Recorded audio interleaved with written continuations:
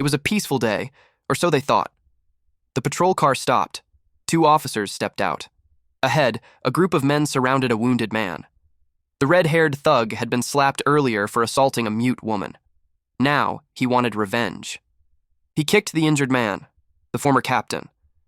An officer rushed to help, but the lackeys pinned him down. The bully smirked. "Kneel. Lick my shoes, or I'll break his arm and hand it to you." The captain hesitated. Then someone stepped in, our protagonist, calm, firm. "If anyone touches him," he warned, "I'll break your bones and use you for firewood." The crowd roared and charged. In a blur, he moved. Kick, elbow, knee, punch. 4 men down in seconds. Their leader, Shy, furious, raised his gun. "You're dead for attacking city guards." 3 shots. He caught the gun mid-fire. "Too slow," he said, and crushed it barehanded. Shi lunged with a dagger. The man caught his wrist, disarmed him, and lifted him by the neck. "You wanted him to kneel?" he growled. "Your turn." He slammed Shi into the ground. Unconscious, frothing, the rest could only stare, unable to believe what they'd seen. Now our protagonist gained this terrifying power a few months back. No one would have imagined that the archaeological excavation of a mysterious ruin would trigger an ancient seal. And in turn, it became a catastrophe for all humanity. A strange blood cola crimson mist quickly spread across every city. Humans caught within the blood mist couldn't withstand the mutation, going mad before dying violently.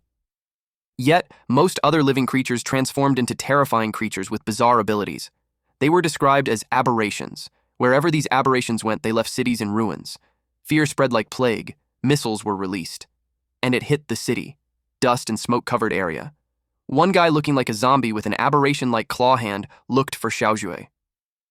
Some wolf aberrations faced him, but he continued to look for her. He clawed at the wolf aberrations. After that, he looked tired and unstable.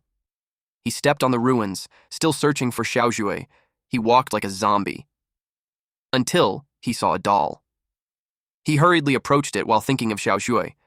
He was about to take the doll using his claw-like hand, but he stopped and changed it back to his regular hand before grabbing the doll. And then tears fell from his eyes. He desperately wanted to know where she was. 3 days ago. Reports came in about a crimson mist appearing in multiple areas. The public were advised not to panic and to stay indoors as much as possible. Meanwhile, there's this family on a car ride. The son and daughter were sleeping in the back seat. The military personnel banged on their car while ordering them to move the car immediately. The mother was in the passenger seat while the father drove. He expressed his disbelief in the politicians. The daughter expressed to her older brother that she's scared. Her brother assured her that it would be fine since they were all with her. While the father complained about involving the army and disguising the event as a natural disaster. The son noticed the huge commotion outside. He got curious about what the crimson mist was. Then it was followed by a loud explosion. It surprised them. Immediately he covered her sister and told her to get down. A car fell on top of their car. The son asked his parents if they're all right. The father admitted that his leg was stuck while the mother was coughing. She asked what happened. A loud sound had caught their attention. Fear washed over their faces. They saw people running away from an aberration. Immediately, the father told them to get out of the car. The son kicked the door open and climbed out. He tried to open her mother's door, but it was stuck. She told him to just take his sister and go, but he wanted to get them out. His sister trembled at the sight of the aberration approaching a man. That man screamed for help loudly. Seeing how near the aberration was, their mother urged him to go at once. His father reminded him that he's the big brother, so he had to be responsible for her. They left Xiaozhui, his sister, in his care. Then an explosion blasted them away. The aberration had jumped towards their car. Shui screamed for their mom and dad. The aberration got agitated with the ruckus. It targeted them. Shui wanted to go to their parents, but her brother dragged her away. The whole area was in chaos. The flying aberration took the military aircraft down. They ran as fast as they could. On the way, they noticed how the animals and the people went insane. The big brother questioned what on earth was happening. Crimson mist covered the area while the wolf-like aberration went on a hunt. The siblings hid behind a shelf. The brother peeked and saw the wolf walking away. He was relieved that it was finally gone, but his sister suddenly felt strange. She cradled her head. He asked her what was wrong. She admitted that she doesn't feel well. The brother saw their faces in the mirror and there were lines forming on it. He suspected it was because they inhaled too much of the crimson mist. He took out some supplies on the shelf and dampened the cloth with water. Then he covered his sister's nose and mouth using that. But in that moment, he felt a pang of pain. He felt so hot, and something was forcing its way out of its body, and he couldn't stop it. Zhu asked him what was wrong, but he lied that he's fine. He tried to control his trembling hand. The roaming wolf-like aberration sensed them. He yelled, "Stop!" at his body, scaring her sister. Then the aberration spotted them. Immediately they ran and it chased after them. They left the supermarket and was blocked with a winged aberration. They were surrounded. He held his sister tightly while comforting her not to be scared. Then the winged aberration flapped its wings while roaring loudly. Several more aberrations approached them. There was even this red dragon-like monster above them. The brother thought that they're really going to die. Also, before we proceed, this guy will be our MC, so be sure to wait for his OP plot armor. The brother dragged her sister to go back inside. Because it was more dangerous outside, he grabbed a stick while saying that it was their only shot. He charged at the wolf aberration and broke the stick instead. Then the wolf aberration attempted to eat him. He crashed on the ground while trying to stop its mouth from closing. It stopped when suddenly it was hit by an arrow on the eye.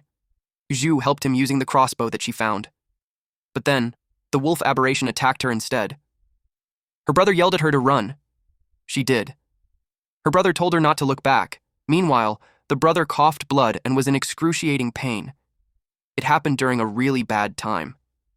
Shui tripped and fell while the wolf aberration was just behind her. The brother gripped the wall to help himself up, and suddenly a bright red light shot up to the sky. The debris fell on the wolf, and the brother pinned it down on the ground. Then he stabbed it using rebar steel. He stabbed it over and over while telling it to go to hell. Shui saw this and got worried for his brother. She immediately hugged him to make him stop. She had no clue what was wrong with him. She assured him that she's fine so he could stop. Concurrently, her brother remembers their parents telling them to run. They left Shui in his care.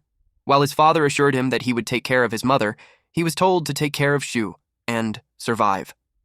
Then he heard Shu calling out to him. He regained his senses and saw her sister hugging him. He apologized for making her worry. She asked if he's fine now. He was to reply that he's fine, but he saw a winged aberration through the glass approaching Sui. He immediately grabbed her to evade the attack. The winged aberration turned its attention to them. He hit it with a rebar. To make it go away, his attack sent the bird flying away. Then he told Shui to hide while he dealt with it. Shui got worried that he'd go alone. The big bird aberration had its eyes on them, so he had to lead it away. But Shui didn't want him to go. She was scared that he'd lose control again. He assured her that it won't happen this time, and requested her to wait there and he'll be right back. She made him promise that he'll come back safe and sound. He promised her that. Then he stepped out. He had this theory that hunting aberrations and absorbing the red energy from them would make him stronger. So he expected the energy from the big bird to be greater. So as long as he took it down, he would have enough power to protect his family. He yelled at it to die. The big aberration watched him, but the wolves attacked instead. It was like he's not even worth its time. He hit the wolves with the rebar as he made its way to the aberration. His attacks were powerful, but the wolves worked together. After he hit one in front, a wolf from behind bit his arm. It made him furious and his hands transformed into claws.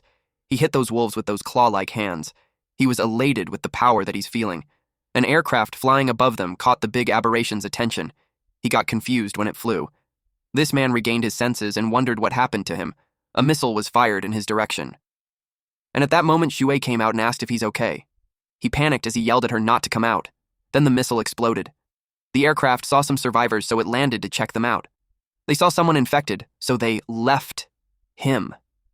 Instead, they took the girl. Our MC had hazy vision, but he saw his sister being boarded to the aircraft. The military hurried because the aberrations would be back soon. He extended his claw-like hand as the aircraft flew away. Then he lost consciousness. Shui was teary-eyed when she called out to his brother. She was burning while she asked why he didn't save her. He extended his claw-like hand to her, but she was gone, and that jerked him awake. He had the same dream again. It had been half a year, and he was still searching for her. He was just glad that he wasn't exposed when he was asleep. He walked out of the building with a machine gun in his hand. When Zue was taken by those people, he searched every local shelter. But there was no sign of her. To find her sister, he joined the Border Patrol, the lowest-ranking unit in the army, and became a low-ranking soldier. In a chaotic world like that, only the army has the clearance to gather intel and travel freely. He arrived at Chishi City Border Outpost.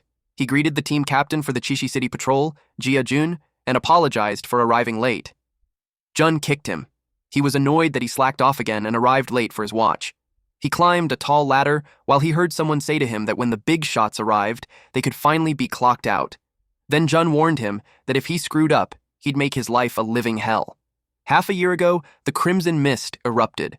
Most cities fell to ruin and became habitats for the aberrations. Along with the Crimson Mist, a mysterious Crimson Spire also appeared. The surviving humans can only eke out a living on the borderlands, far from the Spire and the Crimson Mist. As he watched the fallen city from a tall area, it made him wonder if the big aberration was still over there. Jun said that the Special Response Unit was there, so they just needed to go through the motions. And even if they can't hold the line, a bunch of grunts like them couldn't do anything about it either. They were talking about the famous Special Response Unit, so the man asked him why he thought they would fall, when the unit had been crushing aberrations all the way there. Meanwhile, our MC sat there on the cliff, while still hating the smell of the Crimson Mist. The fog brings out a creature's primal bloodlust and makes them turn to each other. Then he saw the Crimson Mist parting. He realized something was charging towards them. A soldier also noticed that something was wrong, so they pointed it at the captain. The captain scolded him for making a fuss. Then they saw the Crimson Mist surging towards them, and the Special Response Unit was running towards them. They asked what in the world happened, but those men yelled at them to get back. The captain ordered everyone to fall back. The men from the special unit got engulfed by the Crimson Mist. Then the captain screamed out loud as his clothing got stuck. A dragon-like aberration had its talons on his hood. He thought it was the end for him. Our MC heard their screams from the cliff. He immediately jumped down. He landed on the aberration and crushed it. The other one turned its attention to the commotion. His hands transformed again. The other aberration attempted to eat him, but he ripped its head from the body. Then he absorbed a red energy from it. After absorbing that, he felt a little stronger. He got intrigued on what would happen if he absorbed a few more. 6 aberrations surrounded him, so his expectations got higher. But before he could do anything, those aberrations were hit by a powerful laser energy. He wondered who was there. A silver-haired woman was surprised to see him. This was the Blazing Blood Detachment Captain, Song Rui. He immediately recognized that it was someone from the Special Response Unit. He knew it wasn't good for him.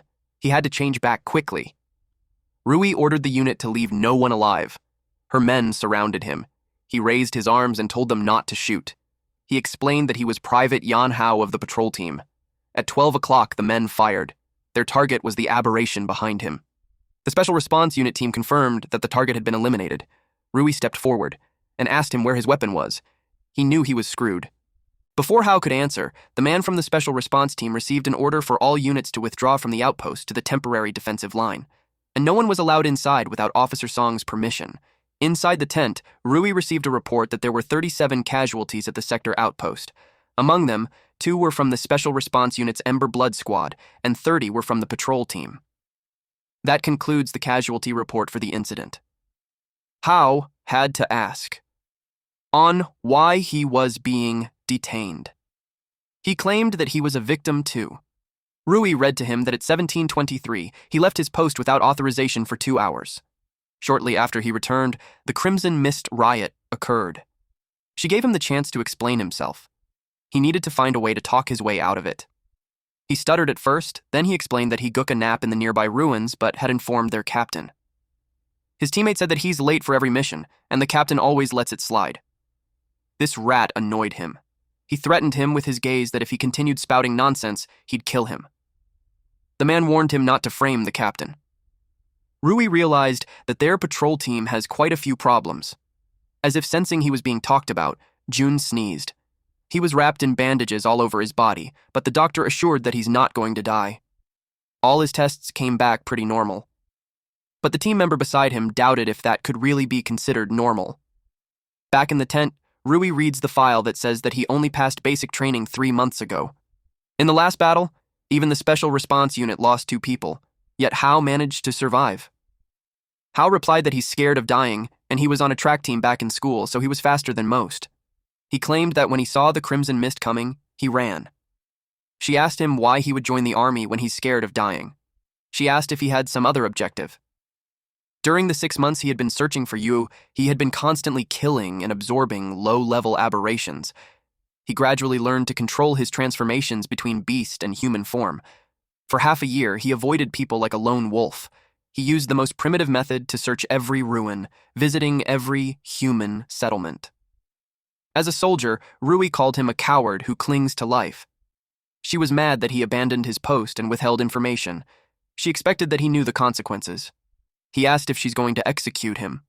She whispered in his ear, asking what was going on with his hands. That confirmed that she saw it. She asked why he would lie and what his real objective was. Their conversation got interrupted when the ground shook. She thought it was an earthquake, but Hao was familiar with that feeling. He stood up and told her to run. It was a horde of aberrations approaching. She was annoyed that he tried to run away while in front of her. It was like she wasn't even there, so she subdued him. The men with her got scared that she's losing it. They told her to go easy, because the ground would collapse, and it did. They fell in a dark area. They were now underground. It was too dark, so Rui ordered the lights on. The man called Hao a walking disaster. Nothing good happens when he's around. He replied that they should complain after making it out alive. The man doubted if they would really be able to go out. They got the light stick on. They saw the area was like a maze dug by an aberration. Rui ordered them to stay calm and check their weapons. Also, to maintain their formation and cover their backs. There was a gust of wind. It caught Hao's attention. The man beside him asked why he glanced there. He replied that he heard wind. The man immediately thought it was a way outside, so he went to check. The man happily reported that there was indeed a breeze. He commended Hao, saying that even if he was a brat, he's a first-class escape artist. He also saw light ahead. He got excited, saying after knowing that there's a path ahead. He didn't notice that an aberration was creeping behind him. Rui yelled at him to get down. She fired and beheaded the monster. The green fluid almost hit him. The fluid from these beetles was corrosive. Then she scolded the man, telling him not to act without her orders. She recognized that Hao was avoiding risks. She told him that once they get out, he must explain everything. Hao wondered what she's planning.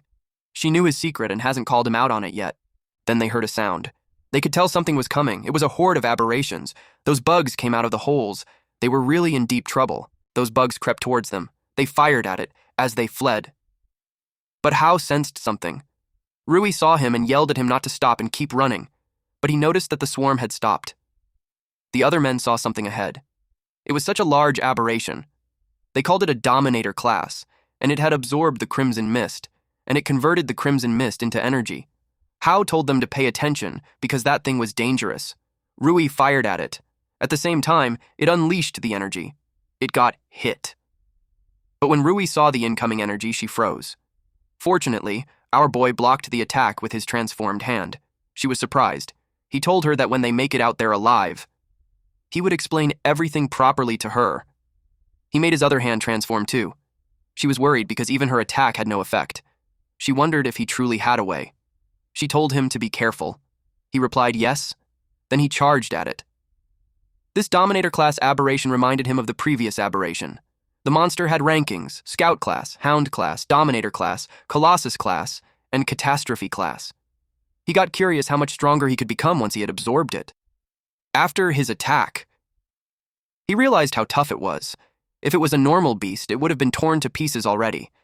Its massive body was an oversized armored war vehicle. He assumed that it must have devoured quite a few of his kind. It attacked him, but he got away. He even commented that it was too slow. He was curious if it placed all its enhancement into defense, but it was nothing but a moving target. The other 2 men fired at it, but they couldn't believe it. The guy who always ran faster than anyone else. The one who is most afraid of death. It made them question who Yan Hao truly was. Rui replied that he was an experimental subject secretly developed by the Special Unit United Government for fighting alien beasts. They couldn't believe that it was a guy who took 3 months just to pass basic training. The one who runs faster than anyone at the first sign of danger would be an anti-beast combat experiment. They asked Rui if she already knew about it. She replied that she only confirmed it when he blocked the beast's attack for her earlier. The other man was silent. He was the Crimson Blood Expedition Squad deputy officer, Lin Yongji. He doubted if the special unit really had such experimental subjects. Or it could be that his captain, Rui, was hiding something. She explained that he escaped from the laboratory, and they didn't expect him to slip into the border patrol. The man inquired if the last Crimson Mist outbreak incident was because of Hao. She replied that it can't be ruled out, which was why she must investigate him. She warned the guy that it was top-secret information of the special unit, so whatever he sees or hears shouldn't be leaked out. She confirmed if the patrol soldier understood. He replied yes. The large aberration gathered energy on his mouth again.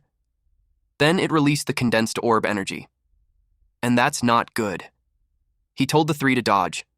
It hit the ground. Rui was able to evade.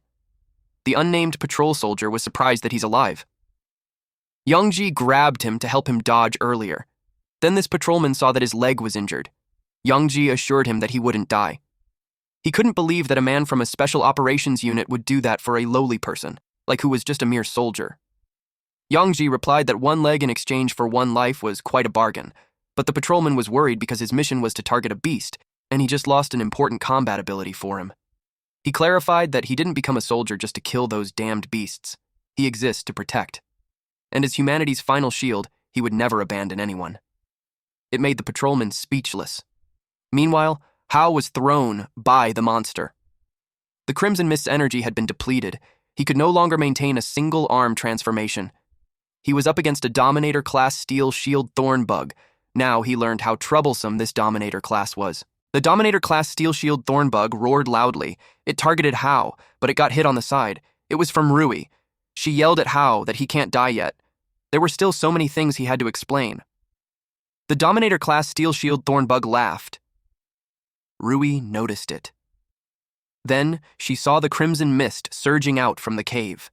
The interconnected tunnels let it easily transfer the Crimson Mist from other places.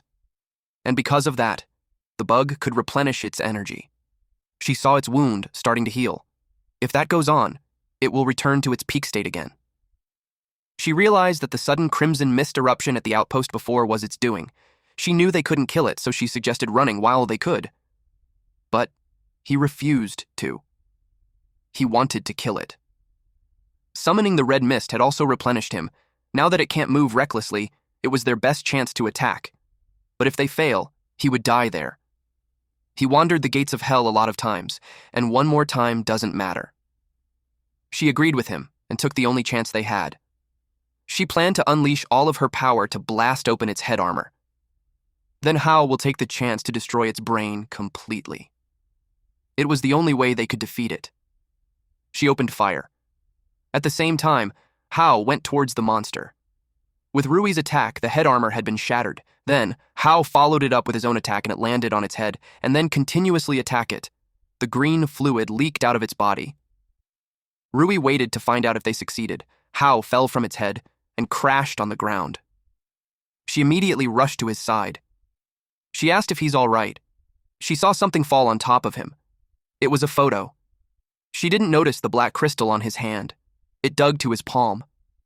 Deep in his consciousness, he was confused at first. And later, he saw himself, but he couldn't control his body. He realized that he completely turned into a beast.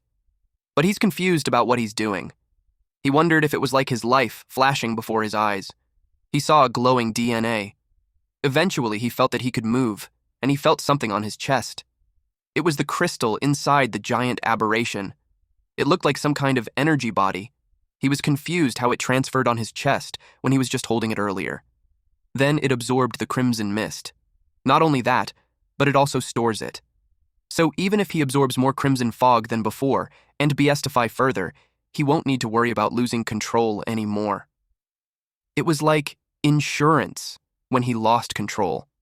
It would reclaim the Crimson Mist in his body and restore his sanity.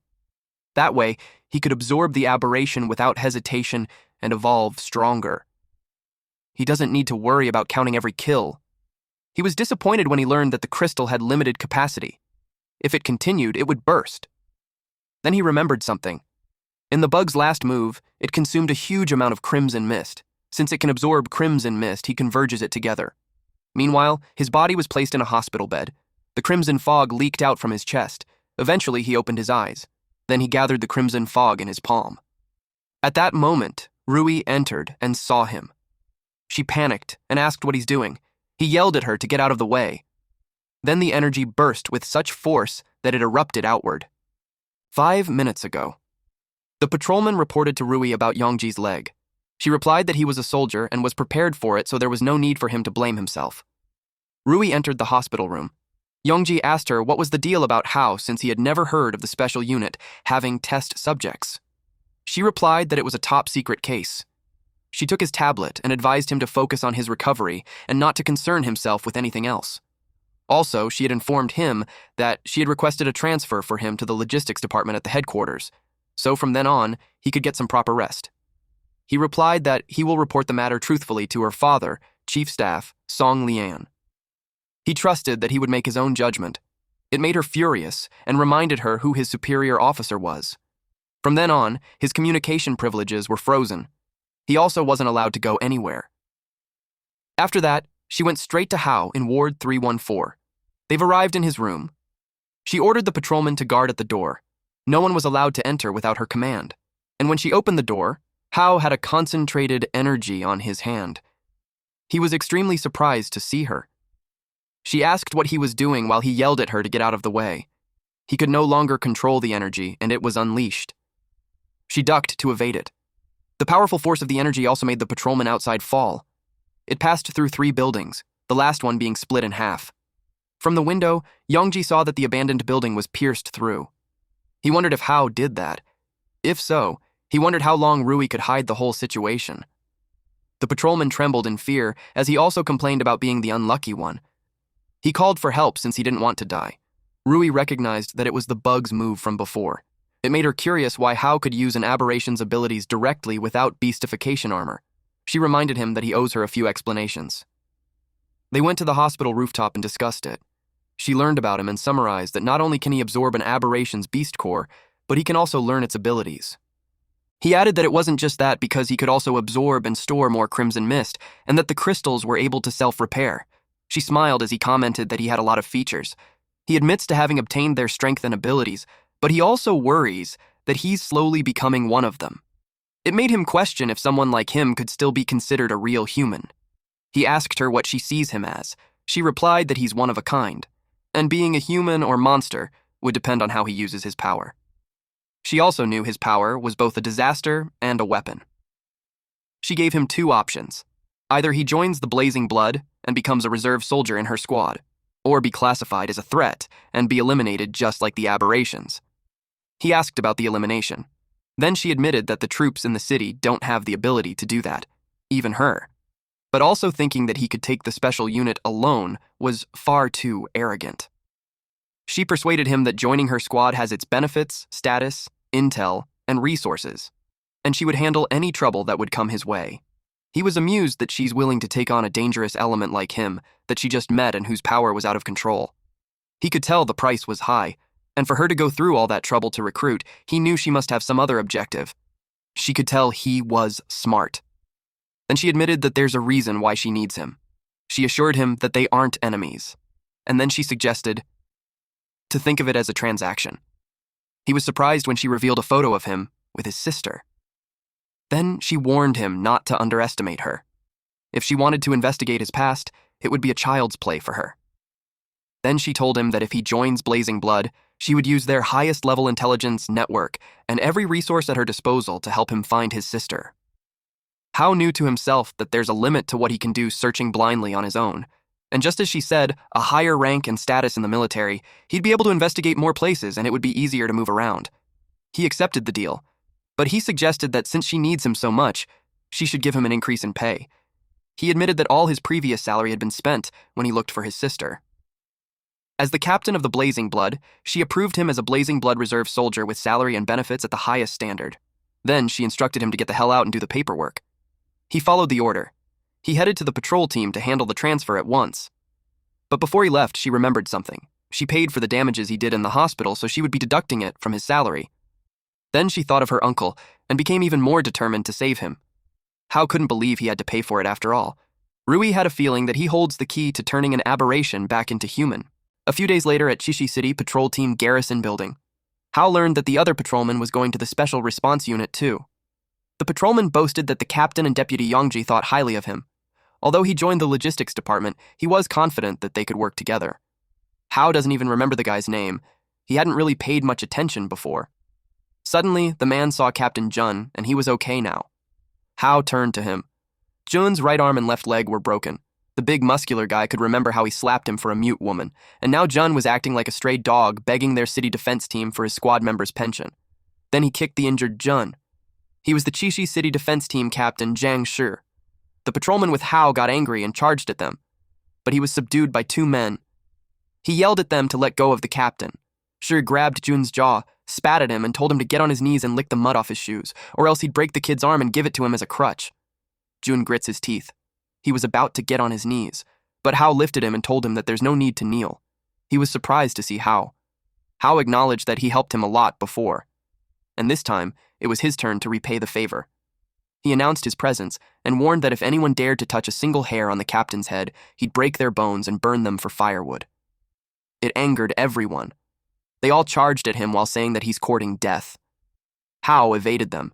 He kicked the first one, elbowed the second guy, kicked the third guy on the knee, and punched the fourth one on the gut. The last man crashed on the wall. In an instant, all four were down. Then the guy behind Shai yelled that their captain was an E-rank warrior. They told him that he would be dead for attacking them. Deep inside, Shi was surprised that he took his men down in just 4 seconds. It made him wonder how he's so fast. Shi pointed the gun at Hao. He couldn't believe that trash from the patrol team dared to oppose the city guard. He fired 3 bullets at him. Then Hao grabbed the gun while telling him the speed at which he fired. It was too slow.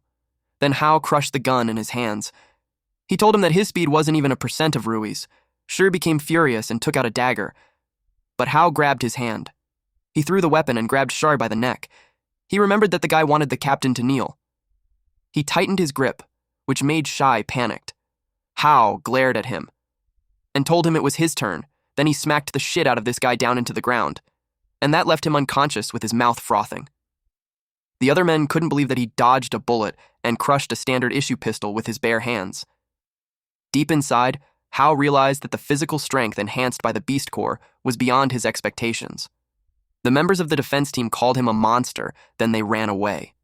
He picked up the crutch, then the patrolman approached him and told him that he's like a god of war. He asked if he's okay. He replied that his body could take the beating.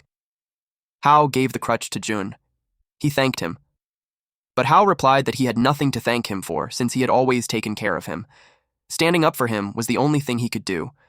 But Jun became worried that the city defense team would come looking for trouble with him. The patrolman told him that he had nothing to worry about because Hao and him became members of the special response unit, so the city defense team wouldn't dare do anything to them.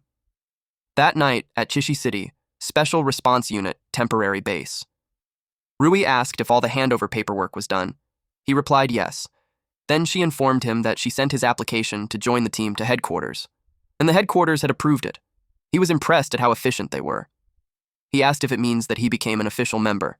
She told him not to be hasty because the next step was the real step. He must depart immediately for the headquarters in Hucheng to participate in the entry assessment for the Special Response Unit's Combat Division. She believed that with his strength, passing won't be a problem. He was confident that he would even set a new record. At Hucheng, the armored vehicle made its way. Rui informed Hao that Hucheng was the capital of the special unit. Blazing Blood's headquarters were there too. Hao heard that the minimum rank for an official Blazing Blood member was a D-rank warrior. He asked how those ranks were determined. He pointed at the unnamed patrolman beside him and said that he was weak, so he couldn't believe that he's taking Blazing Blood's assessment. The unnamed patrolman replied that he could take a beating. Rui clarified that he's joining the logistics team, not the combat team, so he doesn't need to take the combat assessment. The unnamed patrolman informed him that the logistics team fights right alongside the combat team, so later on, Hao might have to rely on him. Since they had a lot of time while on the way, Rui wanted to sink some intel. She explained that people like her who can use some special abilities were collectively known as warriors. A warrior's combat power was divided into 6 ranks, A, B, C, D, and E. The Special Response Unit headquarters has a special rating system. The basics they look at are physical strength and stamina, and as for aberrations, they're classified from weakest to strongest. The 5 classes were Scout class, Hound class, Overlord class, Behemoth class, and Calamity class. Under normal circumstances, an E-rank warrior can defeat a Scout class aberration by the same logic. D-rank warriors could handle Hound class aberration. C-rank and B-rank warriors could manage against Overlord class aberration, and an A-rank warrior could handle a Behemoth class aberration, and only the S-rank warrior could handle a Calamity class aberration. In addition to that, the affinity with a Beast Core also affects the rank. Hao asked about the Beast Core affinity. She explained that in the recent world, only aberrations that mutated from the Crimson Mist have special abilities. Human warriors, on the other hand, could only awaken special abilities by attuning to an aberration's Beast Core through Beast Core armament. So things like his physical condition, talent, and even luck all affect his Beast Core affinity. The better his affinity, the higher the quality and number of abilities he can awaken. If he can't attune to a Beast Core, the highest rank he can achieve is E rank. The military truck had stopped. A member of the city defense team informed them that the street was closed due to traffic. They were advised to take a detour. They couldn't believe that these men dared to block the special response unit. The city defense reasoned that they're also on official business, so they had no choice. A white car with a green intertwined vine logo passed by. Rui saw it and wondered what a big shot from the Green Vine group was doing there. She could tell something was not right.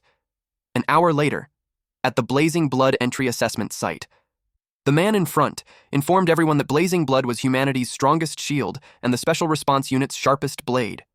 He is Ling Yongxin, head examiner of Blazing Blood and also an A-rank warrior. He didn't care what kind of background they had, but once they're in there, they had to play by their rules.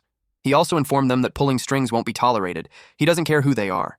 If they didn't have what it takes, then they shouldn't even think of staying in Blazing Blood. The first event was the physical assessment. The first task was the 50-kilogram weighted 100-meter dash. Hao reached the end in just 5.10 seconds. Next was the electromagnetic force-weighted dumbbell. Hao surprised everyone when he lifted the 100-kilogram. After that was the striking power test, which came out too easy for him. He actually broke the testing machine, so his score couldn't even be calculated. 10 minutes later, he informed the head examiner that he had completed all the events. Yongxin confirmed it and announced his score to be 198 points. It surprised everyone since the previous rookie record was only 140. Some assumed that he cheated. Someone approached Yongxin and raised a concern that the rookie record was 140 points. So this man, Zhang Jin, was the Chishi City defense team captain's younger brother, refused to accept that Hao exceeded the record. Yongxin replied that he supervised it himself, and it was all on camera. He got offended since it seemed like he was accusing him of letting Hao through the back door. Jin replied that he wouldn't dare, though he was curious. He asked Hao if he's from the Chishi City patrol team. Hao was confused, but he replied yes. Then he told him that he just wanted to say hello, since they're from the same hometown. But deep inside, he planned something sinister for the kid. He wanted revenge for his older brother who was humiliated. Hao was intrigued when he mentioned that they were from the same hometown. Yongxin informed him that the guy was Jin, one of those rich kids from the Chishi City defense team. He asked if he knew him, but he didn't. But after learning that he's from the Chishi defense team, he realized that the whole city defense team crowd was rotten to the core. Later on, Yongxin announced the result of the physical test. In 30th place was Zhang San with 89 points, and so on. Then the third place was taken by Zhang Jin with 123 points. Second place was Jin Ying with 135 points, and the first place was Hao with 198 points. A blonde woman looked delighted. She came to take the assessment for fun, but she couldn't believe that there would be such a strong rookie. She got excited to study him closely. This person was Jin Ying, a senior researcher in the Technical Intelligence Bureau, in the single dorm room. Jin was talking to someone through the tablet. He felt bad that he hadn't gotten first place. He complained that 2 monsters showed up out of nowhere, but the person on the line told him that if his brother wasn't a dog for the Green Vine group, he wouldn't even qualify for the assessment. They reminded him that he only had one chance, so he better not screw it up. He was determined to get into Blazing Blood for his brother. At the Beast Core testing station, Yongxin assured them that the test wasn't complicated. They just had to put on the wrist guard and place the Beast Core on it to begin the test. Anyone with a Beast Core affinity below 40% would be eliminated immediately.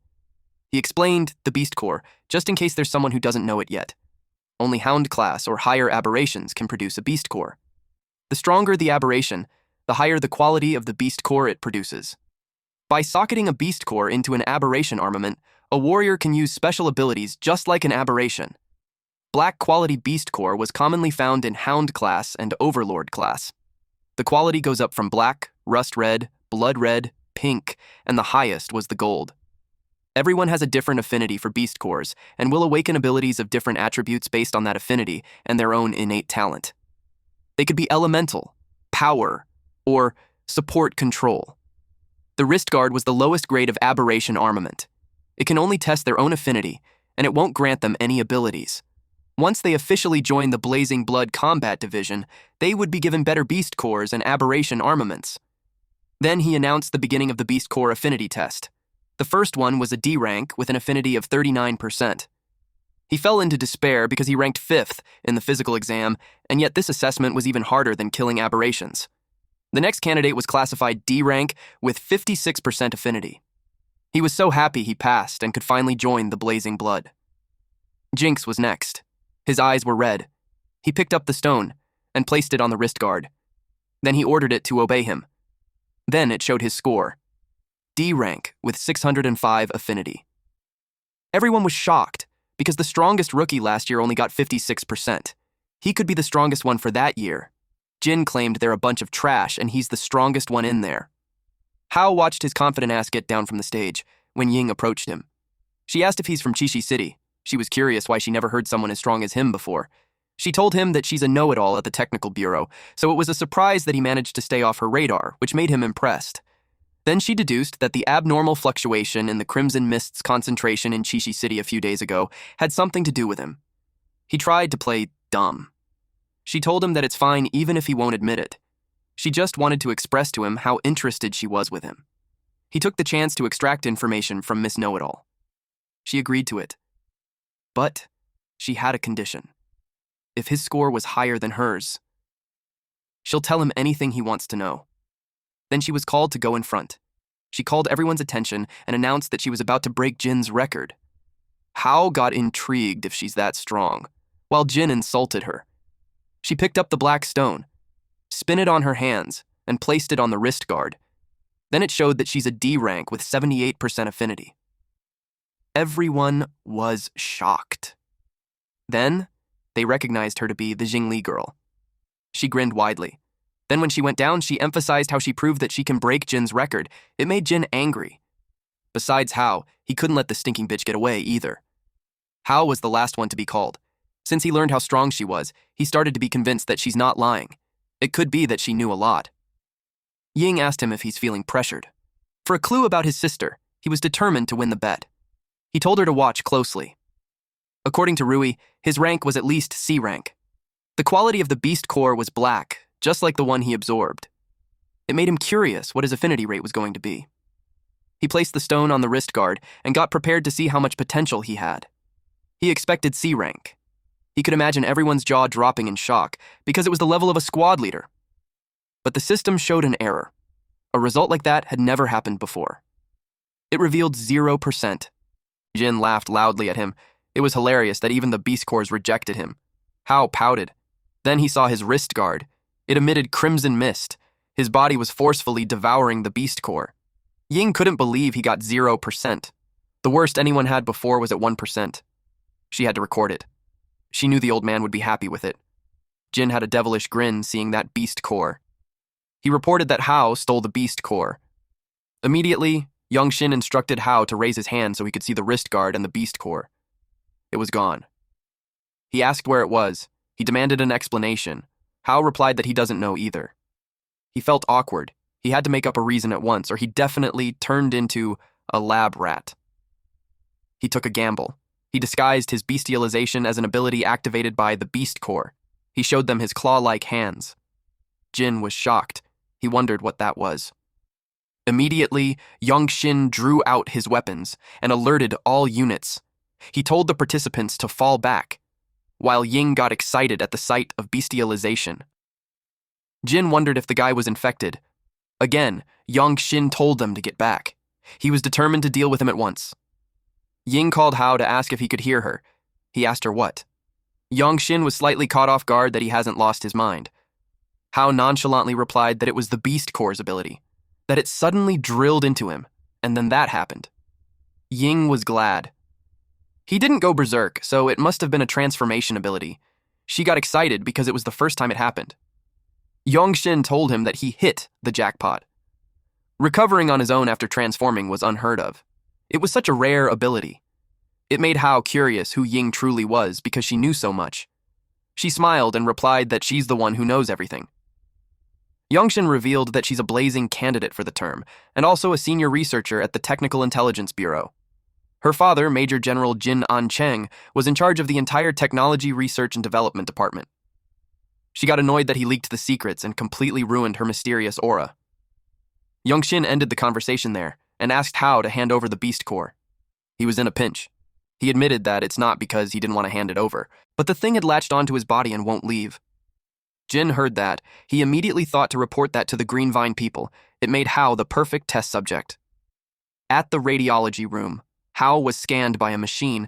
The researchers couldn't believe that a Beast Core grew on a person's body, and since the Beast Core had fused with his body, it can't easily be removed.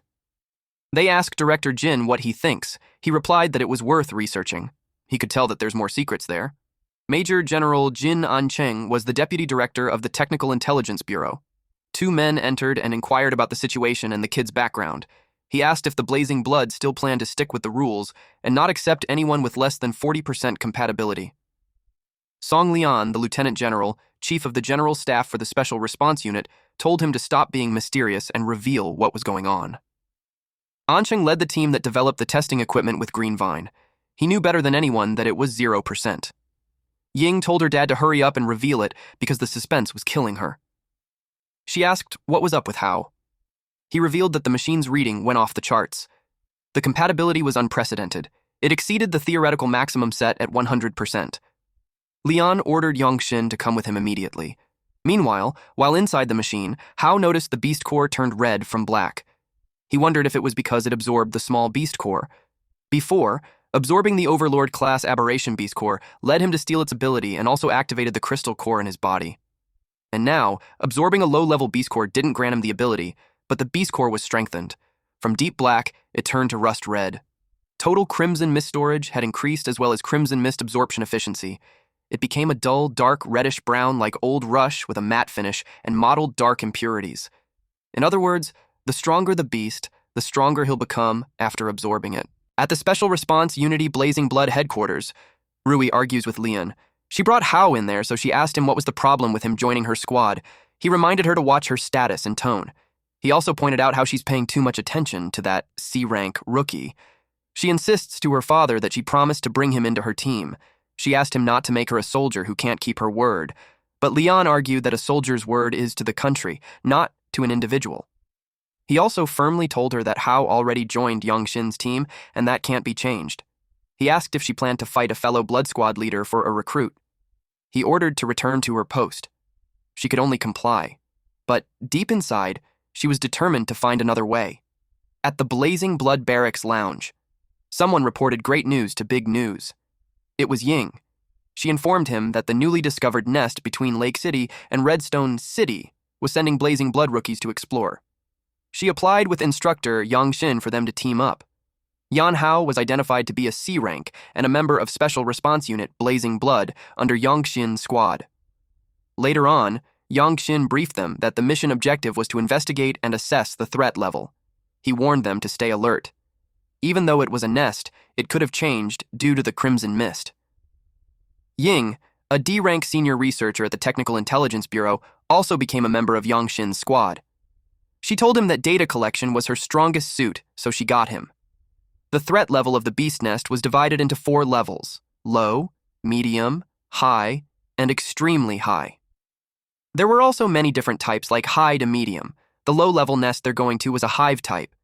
Its characteristic was a simple structure, but the internal passages were complex, and the deadliest part was there was a massive swarm of stinger bees composed of a large number of worker bees and a small number of soldier bees. Hao asked if a single person can't take care of a hornet's nest. He couldn't believe that they needed 3 cars full of people. Ying replied that iron bees were not little honeybees. Suddenly, the driver noticed something strange. Hao saw the bees outside. He was surprised when he saw how big those bees were. Just as Ying said earlier, they were Scout-class iron bees, and they're nothing like honeybees. The driver was the unnamed patrolman who became a private Special Response Unity service member. He told them to hold on tight. The bees released their stinger. It was how they attacked. Ying knew the armored car couldn't withstand that. Hao volunteered to handle the swarm outside. It was the perfect timing to try his newly developed move. His door melted. Then he jumped out of the car. He told them to find cover and defend. Then he charges at those bees. The unnamed patrolman was shocked and confused on what kind of ability used a door as a weapon. Ying explained that it was a transformation ability. Then she shared that during the assessment, Hao absorbed a beast core, and at that time, he could only transform himself, so she didn't expect him to be able to cover objects with the transformation ability. She got excited after learning that he could turn objects into weapons. She just had to record his combat data and study him carefully when they got back. Something was shot at Hao. The green stuff pierced through his arm. That aberration was stronger than the others since it could break through his defenses. He had to figure out where it was being shot from, otherwise he'll be worn down sooner or later. He told them that there's another enemy, but its location was unknown. He advised them to be careful and hide. They got behind a rock. One of the Special Response Unit members went the other way while saying that iron bees were afraid of fire. Ying yelled at him not to go out. As soon as he did, he got shot with the green spikes. And then fire engulfed him. Hao asked Ying where the green spikes came from. She saw that it was a Hound-class queen bee. Its tail stinger has venom that can corrode armor below C rank. She couldn't believe that there's actually a Hound class. It made the intel wrong since it wasn't a low-level nest at all. He sought their help in taking care of the Scout-class iron bees while he went for the queen bee. She was up for it. She was an elemental type which had the basic ability of wind power. She unleashed a storm, and the gust of wind blew away the iron bees. The queen bee showed itself. Hao finally got it. It was a huge, menacing bee. He twisted the door and shaped it like a dual blade spear. Then he prepared himself to attack. He threw it with all his power. The spear traveled fast. It hit the queen bee. Hao had hit its vital point, but it was completely unfazed. It made Ying wonder how a Hound class could have much power. She had a theory, so she told Hao not to let it escape, because it was about to advance to Overlord class. But Hao chose to lay on the ground and let it run since he's out of energy. And without any crimson mist to replenish, his energy was drained in an instant. He wished he stored some to fight the queen bee. Ying teased him if he's trying to play dead with his lifeless look. She asked if he needed a mouth-to-mouth. He replied that he's not interested in little kids. She got annoyed with his response. She gave her a Snickers bar while taking a break. He clarified that he's not out of energy because he's hungry. They were munching on it when the others arrived. They asked if they're okay. Hao replied that they're fine and suggested that they clean up the battlefield and set up a temporary camp, and the situation had to be reported immediately. Ying replied that she already reported it. When they checked, the queen bee was back in the hive, and the crimson mist concentration in the nest was still low. They could go in with their protective suits. Hao thinks they should wait for reinforcements. But she reasoned that the queen was injured, so it was a good opportunity to collect data and finish it off. And the threat level of the nest had risen to high-medium. If they succeed, they'll have completed a mission above their rank, and they would get a lot of benefits. Meanwhile, at the Special Response Unit headquarters, specifically in the Chief of Staff's office, Leon admitted that the highest-ups were currently very divided. It's not just people like them who want him to become a high-end combatant. There's also a bunch of mad scientists who advocate for using him as an experimental subject for research. He told Yongxin to keep a close eye on Hao because he's special. Suddenly, Yongxin received an urgent message. Leon ordered him to answer it. He received a report that the threat level of the nest Hao and the others were exploring was changing from low to high, and Ying had already gone in. It was absurd. Leon stated that Ying may seem unreliable, but she's meticulous. She wouldn't take such a risk, so he thinks something was strange. He ordered him to dispatch the nearest Blazing Blood unity for support. Rui will lead the team and depart immediately. Their primary objective was to ensure the safety of Ying and Hao, and the second one was to annihilate the beast nest. At that moment, Yongji came in. Yongxin thought he was still in the hospital. Leon clarified to Yongxin that he had his brother follow Rui. He asked if there was a problem, and Yongxin replied, no. So he ordered Yongji to report to Rui immediately and serve as her adjutant.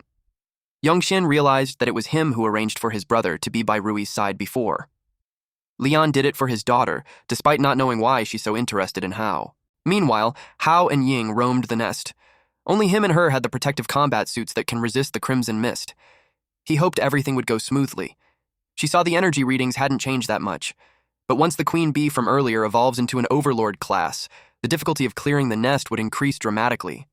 Hao sensed something, so he told her to stop. The queen bee showed up. This time it's a mutated iron-armored needle queen bee. Its size and oral apparatus on its tail could mean that it's an overlord class. She couldn't believe that it actually succeeded in evolving, when the low concentration of crimson mist shouldn't support such a rapid advancement. Not only that, but the other scout class poison needle bees had also been enhanced. She realized that the crimson mist concentration there has long since far exceeded the warning level. She couldn't understand why the analyzer didn't warn them. She fell on her knees and started coughing. She noticed that the protective suits had been tampered. The effectiveness against the crimson mist had been weakened. It led her to think that there's a mole in blazing blood. The crimson mist increased. He took her hand and ran to retreat. But deep inside, he was pleased that the crimson mist was delivered to him just when he was worried about lacking it. But he needed to get Ying to safety first, otherwise he couldn't fight it with peace of mind. A large stone fell in front of them. He told her to hide in there because the spot was concealed and well ventilated. She should be able to hold on for a while. Then she ordered him to contact the headquarters and have the reinforcements prepare protective suits while he held the aberrations off. She assured him to update them with data from inside the nest and the latest situation. Before he leaves, she warned him that if he doesn't come back, she'll chase him to the depths of hell and never let him go. He assured her that he'd definitely be back. The queen bee noticed him. He faced the mutated iron-armored poison needle queen bee, an overlord class, along with several other scout class iron bees. He was glad to have gained enough power to protect the people who were important to him, so this time he made the same promise he did with Shui, which was to not fail. The swarm flew towards him. He only had enough red fog energy left for one shot. He absolutely cannot fail. He focused to condense the energy on his hand, and then he detonated it. This attack was the Crimson Condensation Blast. It was a powerful explosion. That could even be seen from outside the hive. He wondered if it worked. But then the crimson mist spread, and the bees came out unscathed. He couldn't believe it. Meanwhile, 3 minutes ago, Ying couldn't believe that someone had tampered with the analyzer. She fixed it so it should measure the crimson mist concentration accurately. It warned her that the crimson mist exceeds limits. The readings were so high, they were more than double the alert value. Suddenly she felt a gust of wind. It led her to think that an explosion happened outside. It wasn't an ideal scenario. The explosion stirred up the crimson fog, making it even thicker. By absorbing the high-concentration crimson mist fog, the bee swarms were able to evolve rapidly. Even the lowest scout class ones have evolved into hound class. They attacked Hao. He noticed that there were more of them, and they're getting stronger. Even with the crimson fog around, his replenishment rate can't keep up with his consumption. If that continues, he'll be drained. Ying got worried if he could hold on. Then she noticed his neck. There was a symptom of crimson mist corrosion. She realized that his protective suit must have been tampered too. She watched the measuring device. The readings continued to rise. She knew Hao would lose control. She helped by blowing away the crimson mist around him first. So, she released a wind pressure blast. When she found the timing, she detonated it. Hao was confused when the crimson mist around him had been blown away. He cursed because his energy supply had been cut off. The bees released their green stings. He blocked it using his forearm. The stings got stuck on his arm, and that's when he realized it had a paralyzing effect. It released more stings behind him. He knew he couldn't dodge it. Suddenly, someone arrived and blocked the stings using his body. It was Yongji. He was a C-rank strength type. His basic abilities were body fortification, hardening, and super sensing. His beast core source was an overlord pangolin. He yelled at Hao to focus, since the fight wasn't over yet. The bees surrounded them. In an instant, it got cut with laser attacks. It was done by Rui. She's a C-rank elemental type with basic abilities such as electromagnetism, and her derived abilities were lightning strike, railgun, iron sand, hacking, and magnetize. Her beast core source was a behemoth-class eel. Hao asked what she was doing there. She explained that they have received orders from headquarters to support them. She ordered all units to charge and clear out those damn bugs. Her squad followed her orders and charged in. Team A suppressed the forward passage with high heat. Team B covered the mid-range with fire. Youngji and Hao were ordered to fall back to recover. They followed her orders. At the same time, the Queen Bee had targeted them. Those who saw it first warned them. But Rui ordered them not to look back and to continue running. She didn't expect the Queen Bee to be an overlord class. She had to use her move. It was the electromagnetic annihilation attack. It was a high-voltage electric field created by the move, and it will destroy and paralyze all objects within its range. They saw her attack and hit something. When they saw it was the Queen Bee, they realized it was the one mentioned on the intel, and it was escaping upwards. But since Rui paralyzed it, it won't get far. She ordered an annihilation of the surrounding swarm to prioritize rescue. Hao couldn't believe how strong she was. Youngji looked proud when he shared the last time in Redstone City. Rui hadn't even brought her main combat gear, and she wasn't wearing her combat suit, so she couldn't use her abilities at full power. She looked for Ying. Hao pointed to where she's at. Then Ying called her, and stated that had she been 10 minutes late, they would have been retrieving her corpse instead. She told him to treat her when they got back, because she still owes her for also saving her last time. They had completed the first mission, which was to rescue the wounded, so they asked what their next move would be. She was ordered to exterminate the swarm and eliminate the threat of the beast nest. Meanwhile, Hao used the chance to quickly replenish some Crimson Mist energy. The Crimson Mist cannon blast didn't manage to finish off the Queen Bee, so he had to try again. He finished replenishing his energy. When he heard a noise, all of them got nervous and alert. The Queen Bee absorbed all the Crimson Mist from the entire nest. It looked like it was going to level up again. The reader warned them that it was about to break through level 4. Ying wondered where all the Crimson Mist came from. She got suspicious that the beast nest was actually a high-level one. The Queen Bee made a loud noise, which made a large sum of Hound-class bees appear at the rear. Hao told them to handle the swarm, and he'd handle the Queen Bee since he had a way to deal with it. Rui announced to all the units to attack the swarm and cover Hao. Hao had to finish it for good, or else everyone in there would die. He hit it continuously, but his claws weren't enough. He released a crimson condensation blast again. It exploded in the area. He waited for the smoke to vanish to check if it worked, but it retaliated by unleashing its stinger. He realized that just bombarding it with energy wasn't enough to deal a fatal blow. He needed to find a suitable weapon. Then he noticed the Queen Bee's stinger on his side. He picked it up and used a bestialization coil. He held it like a sword. Then he approached the Queen Bee while evading its attacks. He coiled all his remaining Crimson Mist energy on his weapon. He prepared to return the favor of being granted a weapon. He held it tightly and sliced the Queen Bee with all his power. It caused another explosion in the air. After that, only the red beast core had remained from the Queen Bee. It was an Overlord-class beast core, and he caught it. As soon as he touched it, he felt a pang of pain on his chest because the energy was so strong.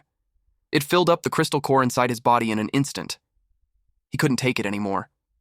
Meanwhile, Rui and the squad dealt with the swarm. Eventually, they wiped it all out. Ying expressed that he felt weaker. Rui ordered everyone to support Hao at once, but when she saw him, he was down on the ground. She called his name, concern evident in her voice. Hao was unconscious. They hooked him up on a monitor and saw that his heart rate was spiking and neural signals were erratic. He was exposed to too much red mist, so he could lose his mind anytime. Rui ordered Youngji to use the medical pod and block the neural transmissions. They moved to the temporary camp outside the nest. The unnamed Special Response Unit service member asked what was wrong with Hao. Youngji replied that Hao was fine. Rui assigned Ying to adjust and monitor the medical pod's parameters since she was a tech officer. The medical pod activated and anesthetic injection commenced inside. Ying told Rui that it was only a temporary fix. They still need to get back to the headquarters fast for proper treatment. Rui knew that. Meanwhile, inside Hao, he was being choked by a powerful version of himself while telling him to surrender his body and embrace the beast transformation. He assumed that it was his end. He thought of his parents and sister and felt apologetic towards them. He accepted that it was all over. But then, he saw his parents encouraging him to live. And also, Shui was there, reminding him of his promise to come back safe and sound. He remembered that she was still waiting for him. Then his colleagues surrounded him and told him to wake up. Ying refused to let him give up. They keep telling him he can do it. He realized that everyone was waiting for him. It registered to him that the fight wasn't over yet. He felt determined to live. He still had to find his sister and protect everyone, so he refused to go down. and he knew it wasn't just his responsibility, but his other self too. He broke free from the grip of his powerful self and got that other version of him chained up.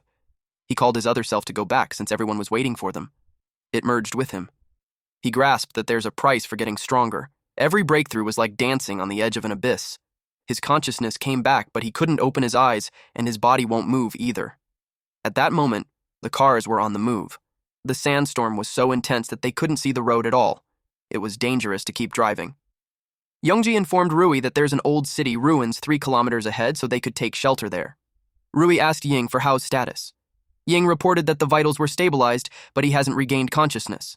After learning that, she ordered Youngji to head for the ruins and to tell the vehicles behind them to follow. They reached the ruins. The 3 military trucks drove inside. Everyone was ordered to disembark and rest. But Rui could sense that something was off about the place. She ordered Ying to scan for environmental structural stability, crimson fog concentration, and heat signatures at once.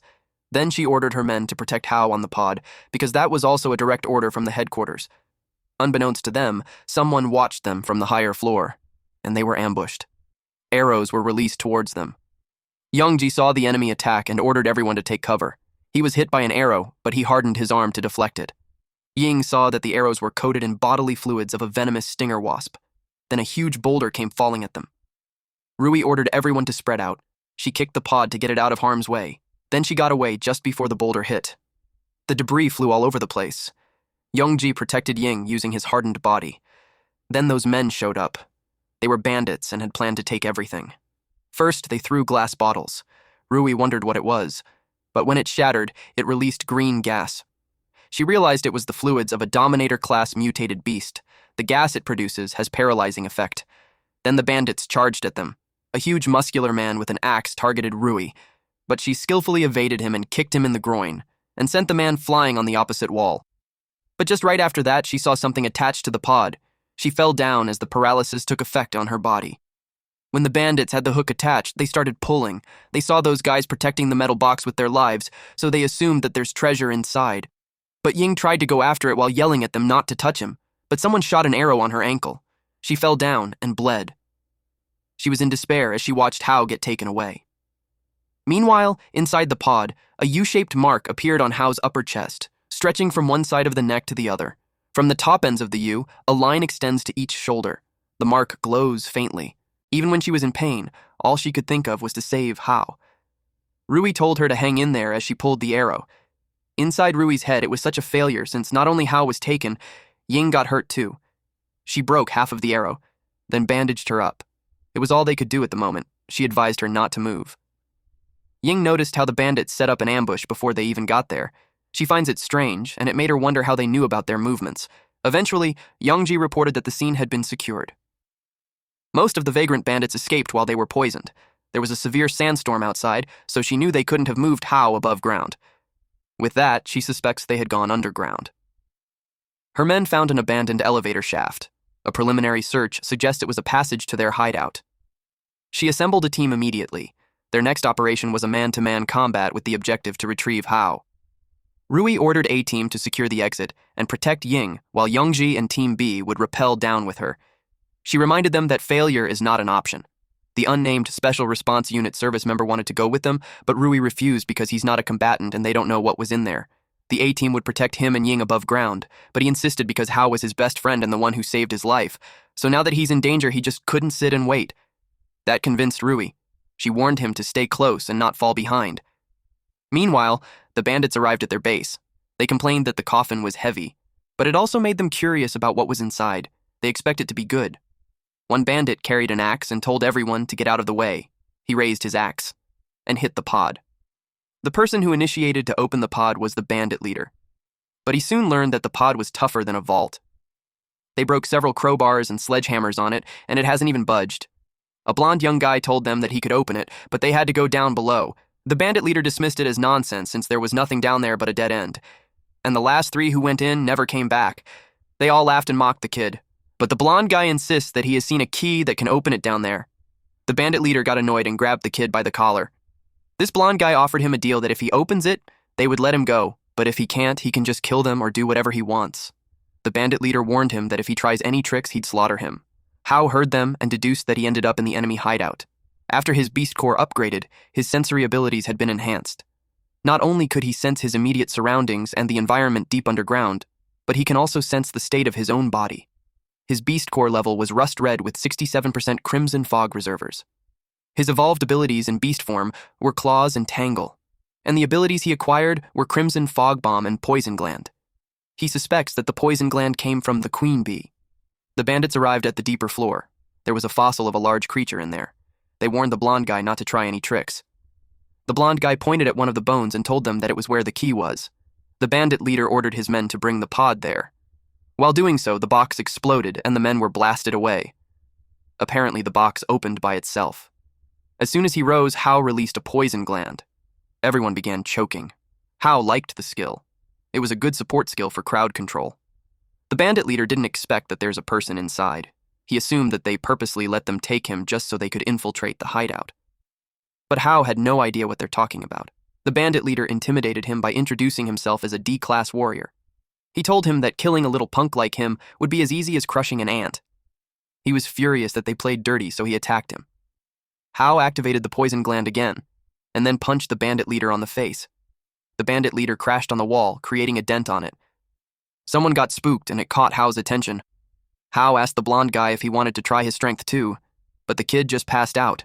After dealing with the humans, he noticed the surroundings. There were so many mutated beast skeletons in the place. He inspected it and saw that the skeletons were all damaged, which tells him that they didn't die from natural causes. Someone intentionally placed them there to fight to death, like in a gladiator arena. Then he heard Rui's electromagnetic sound. He could hear it from 10 floors away. He commented that she was hot-headed as ever. The bandits fired, but Youngji hardened his body and went after them. He kicked one bandit, and eventually they had secured the area. But there was still no sign of Hao. Rui ordered them to keep searching. They noticed that there were mutated beast claw marks everywhere. It led them to think that the place holds some secret. They approached the pit, and one of the military men reported that the detector signaled that Hao was below. But then suddenly, the signal disappeared. Rui immediately suspected that the pod was destroyed, which puts Hao in danger. But suddenly Hao just jumped out of the pit with a passed-out blonde guy on his arm and greeted everyone. Our MC's back. And the power-up really has been evident. Thank you all for watching. Please watch this next Giga Chad video, and I'll see you guys next time. Also, support the channel by joining the Summon Club membership. You can also support by just liking the video and being awesome.